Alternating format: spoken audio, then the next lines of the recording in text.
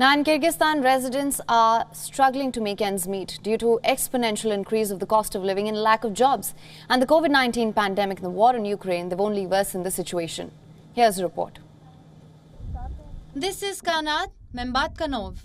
He lives with his family in Bishkek, responsible for looking after a family of 6 and a very sick son, all without a permanent job and stable income. Making ends meet, it's an enormous feat.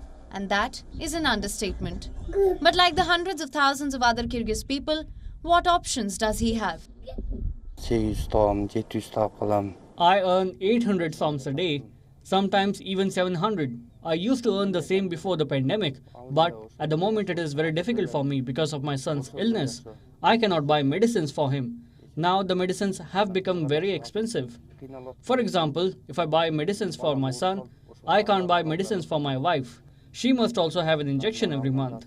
And if I buy it for my wife, then my son does not have enough. Kyrgyzstan's already existing poverty crisis was worsened by first the pandemic and now the war in Ukraine. And it doesn't seem like it would get better anytime soon. As per World Bank estimates, the poverty rate in the country can rise by 35 to 38%.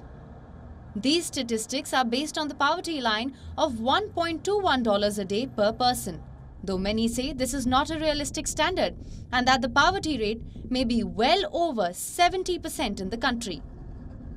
It doesn't help that there are currently no jobs in the market. So poverty will be reduced in the country when the roughly 350,000 young adults that every year arrive on the employment market will be provided with opportunities to have decent jobs in the economy here.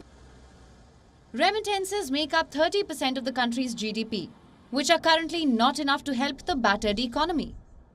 The high cost of living means that residents are spending about 70% of their income on food and other essentials, compared to many of the developed nations where only 13 to 14% of the income is spent on the same. While families do get social benefits and government aid, those too are falling short. There is a lack of long-term, sustainable solutions. The reactions of the government have been so far short-term, insisting on the need to encourage migration of the young adults to Russia, to Kazakhstan, and increasingly to the United Kingdom, to South Korea or to Japan. But that is not a long-term development strategy for the country.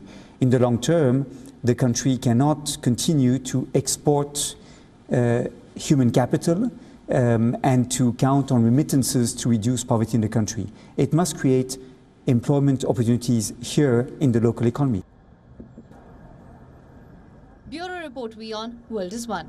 WION is now available in your country. Download the app now. Get all the news on the move.